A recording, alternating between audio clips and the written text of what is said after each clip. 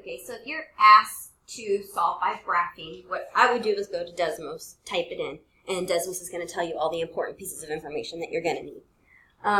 So I can see here I have a, it's not going to let me touch anything.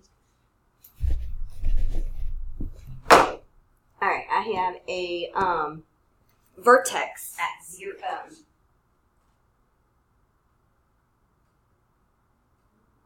So it's at -3, -2 is our vertex. So we can go ahead and put a point there at -3, -2. 1, 2, 3, -2.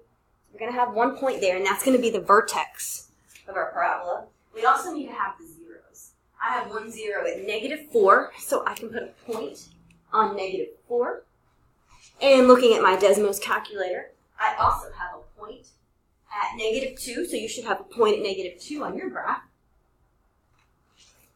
And also the y-intercept is important. So it goes through the y-intercept at 16, and you can see it right here.